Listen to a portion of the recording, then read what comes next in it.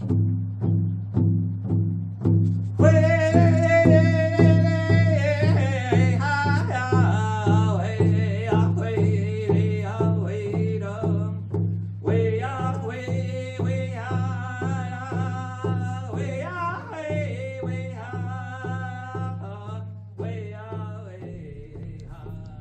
everybody, I'm here with Chanie Wenjack and Oliver Nelson.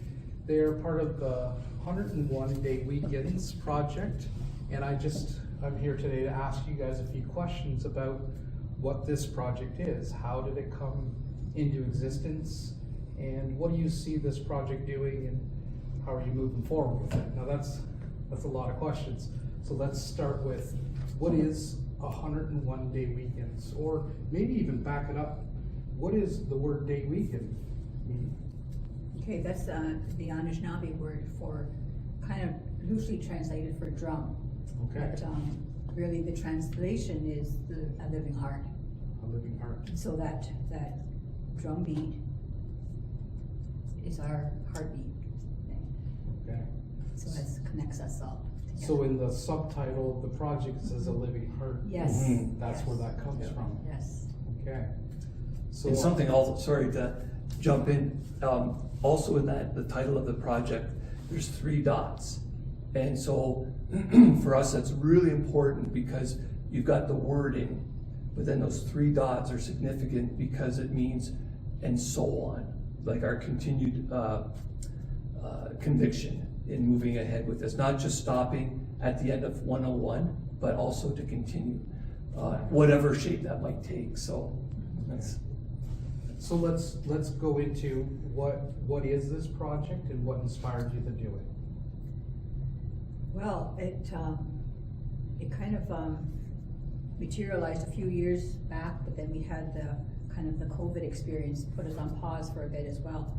But initially, we were looking at doing some community projects, some drum workshops, and but then the big part of it was us being able to move things forward, kind of from Gord Downie's call out to people. I think it was in his last concert that he did. He was already doing some work with some Indigenous folks, and so part of it was being able to do something, and that was his challenge for people to do something. So for us, I guess this is kind of like not only for us, but it incorporates a lot of other folks to be a part of it. Sure. So yeah, that's I guess the premise of what we're looking at is how many people can be included in the whole project. And so these drums are in honor of some of the people that were lost, the natives that were lost. Yes. In the residential schools. Yes. And so what inspired Gord Downie to do some work was his brother brought him this article about a young boy who died as he ran away from one of the residential schools. So it was in the winter time and he wasn't dressed appropriately, and so he didn't make it home. And so recognizing that, there were a lot of children that didn't make it home. That's right. And even for some of the survivors that did live out their lives, it wasn't always in the best way, but some of them have not gone home, okay, back to their home communities. And so the names that are on the drums are compiled from that National Registry of Children who died in residential schools, because there's like a number of them right across the country. Okay. And so that's what those names are representing. So our drums are 13-sided. We call them the 13 moon hand drums, and so 13 segments. So there's 13 names amongst all of those drums. It's beautiful. Absolutely beautiful. And have you guys been in connection with the Wenjack family who Gord Downie was involved with? We have not personally, but when we first started the project, there's a lot of things that kind of have evolved, and so part of that was to do a larger drum for those different families. So, Okay. so for the Wenjack family, and then for the Downie family as Okay. well. So they were There were 3 altogether. 3 drums, Yeah. yeah. and then the third would go to the Chanie Wenjack Fund. The foundation, Yeah, so that group of three to kind of honor how that collaboration came together from the Wenjack family, the Downie family, and through the Downie Wenjack Fund. Yeah. And so with this project, you've reached out to artists, and you're still reaching out to artists Yes. coast to coast in Canada. Yes. And we're sort of on a search for local artists in different provinces to paint these drums. Mm-hmm. Yeah. Yes. If you, on the webpage, on the home page, the phrase is about turning our collective grieving into something beautiful and lasting.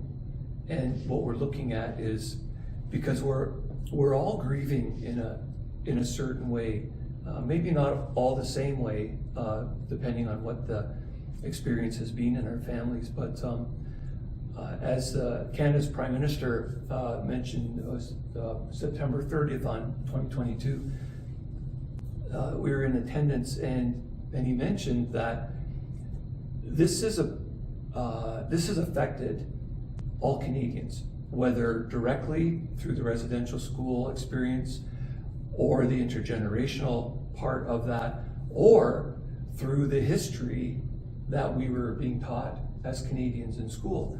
And so he said, so now we're seeing, like, when you expose that truth, that alters our thinking based on what we were taught in school. Excuse me. So with that in mind, we all have a responsibility in coming together. And one of the things we're looking at as kind of a foundation of this project, if you will, is that it's creating, part of taking up Gord Downie's challenge was creating a next sentence that we can all feel proud of being a part of. And to have that conversation, to create that next sentence, requires all of us to be part of that conversation. So in reaching out, to answer that question, in reaching out to artists across the country, from coast to coast to coast, is that it's Indigenous and non-Indigenous artists alike. We all need to be part of that focused conversation. And because artists have this beautiful ability to, like they say, paint, or a picture paints 1,000 words. So, we're looking at a 15-inch diameter canvas, but imagine all of the beautiful communications that will happen when you see all 101 of these drums, these Deweguns, together. Like, ooh, we don't even know what that's going to look like, but we know what it's going to feel like when it's done. And so that's what we're really appealing to artists of all walks of life to come in and be a part of this conversation. And we're welcoming everybody in advance. So then, I guess my next question, if somebody's out there watching this video today, they're an artist, they want to get involved, they want to be part of the continuation of the story, how do they apply to paint one of these drums? Well, they could just even go onto the website. There's On the first page. On the first page, Yeah. yeah. And so then what we're looking at is to have a little bit of information from them too, just to find out a little bit about the artist. Mm-hmm. So we're asking for a biography from them, and if they can just apply right online. Sure. Yeah. I went through the vetting process of applying for a drum. It was painless. Yeah. And so any artists out there that are watching this, if you would like to get involved with this project, please go to the website. There will be a link in the notes of this video, and you can apply to paint one of these drums. But moving forward with this, so after the drums are all painted, you have 101 drums painted by 101 artists across the country. So what do you plan on doing with these drums? Once they're all coming back together, we're going to have a community feast for them. Okay. So all of the 100 drums will be feasted in ceremony, and then we're looking at having them on exhibit. Okay. Yeah. So I'm familiar with the term feasting for the drums. Maybe you could explain, what is feasting the drum? So it, I guess we're talking about spirit, like everything has a spirit. And so the drum does as well. And some could feel that, and some already shared that today when we were doing some of the different songs. And so there's a spirit with the drum, and so before they're like played out in community or publicly, but I guess basically is that they're supposed to be feasted, birthed, and so that's what we're going to be doing. So the feasting sort of wakes up the drum Yeah, yes. and then asks it to present its Yeah. voice to the Yeah. world. We, part of that birthing is, in that ceremony, we'll be, with that tobacco tie being tied into the back of it, is, see, normally it would be your own drum and you'd be putting that tobacco tie together and then tying it in as your commitment with that relationship with that drum. In this particular birthing and feasting, that tobacco tie being tied into each one of those 101 drums is the collective's commitment to the artists, to that relationship that we're forging with the artists. And not only because the artists will have already painted, so their contribution as far as that part goes will already be completed. And so then it's like the ball's back in our court to show that commitment of where we go in the next phases of that project. And we don't see that the painting is like a one-time relationship between the collective and the artist. It's the beginning of a long relationship. And so there's in the works right now is an educational curriculum element that's being worked on.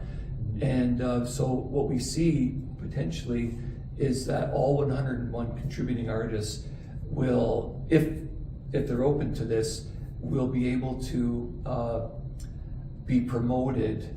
I don't like that word, but you know what I mean. It's like we'll be able to have the artists in their own communities as ambassadors of the project, and as a bigger project, be able to go in and share from their perspective, not only their association with the project itself, but their own work. That's right.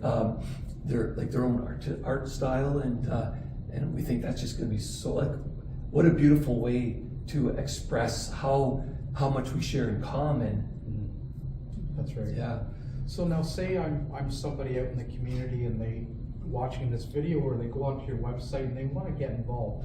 How can people support you? Do you need monies for the project? Do you need hands? Can the general public support your initiative to do this project? It's good. It's a mix, really, like because part of it, like in this next phase, what we're looking at, and some of those irons in the fire are to kind of help that financially. So because we need to be able to get those drums out to the artists, okay? And so the Performing Arts Center here in St. Catharines is partnering with us and has been supportive right from the get-go. And so that's what we're looking at, connecting maybe with other performing arts centers as well. Okay. But there may be some still that need to be like far north or whatever, right? That we will need to have those drums curried off to them, or however that's going to look at it. Because I could see a need for some financial support for this project. Are you guys accepting e-transfers from people? Or? We have, yes, Yes. and that's kind of new to us too. But we have, and some of the workshops that we've done has been for that purpose of that fundraising. So those monies have been going forward to support in whatever way might be needed, and yet for the 101 project. Yeah, wonderful. And that's one of our big commitments too, is what do you call that? Just fiscal responsibility or financial responsibility, to be transparent throughout this workshop, is so that people know that the collective, even though we receive honorariums when we go out and about in the communities, nobody within the collective is benefiting financially from this. It's all volunteer basis. And so whatever monies due, and we're most appreciative of any contributions, irregardless of whether it's financial or in-kind donations of other sorts. And for people to know that those are all 100% of anything that's donated to the project stays in the project. And when, in the case of actually what we're doing here this afternoon, at the end of the day is we're entering into phase 2, the painting for change. We're just finishing with phase 1, the prepping for change. And within that, we had certain things that we needed that were donated or purchased, whatever the case might be. And we're giving of that away, we're paying that forward. So, so. Any closing thoughts or things that you would like to share before we end this video? Well, for myself, I'm just really grateful that we have the artists like yourself to be able to help us move the whole project forward. And I think that's one of the more exciting parts of it too. Like, it's like kind of when you're baking, you get all the stuff ready, and then you do the mixing, but then wow, when you have that end result, right? It's like, and that's what I'm feeling kind of like with everybody coming together, and we do need more artists, but I think that's going to come as well. Right? Everything's just been like coming and falling into place. Maybe not exactly when we want to, or when we're asking or ready for it, but when the time is right, things have been happening in a good, positive way. So we're just trusting that Creator's going to take care of things yet as we move along, and that it's connecting a lot of our different circles here, like just so many circles coming together, and that's what's needed too. And like they said earlier, community, okay? It's building community, and that's what we need. And of course, there's a lot of folks that have suffered in a lot of different ways over the last couple of years. So I think things like this, when we can come together and just have some good positive interaction, it's going to make a big difference for a lot of folks. Yeah, absolutely. Thank you for doing this project. I think, again, I was talking about community downstairs, and it's so important. And this is such a valuable project to put out there, and it's coming to life. Yes. We're in phase 2. Yeah. Officially today. Yeah. Well, thank you so much for being Jackie. connecting our circles too. Yes, absolutely. Yes. Thank you, Oliver. Yes. It's a pleasure to meet both of you. Yep, you too, Ned. All right. Thank you. So everybody, thanks for watching today. We appreciate all the love and support that you're giving us and giving this project. To all the future artists, we appreciate your time. I'm excited to see where this project goes, and maybe follow the tour of these drums as they make their way around, and to maybe hear about how this story continues to evolve. Right. Yeah. Again, thank you so much. Thank you. Thank you.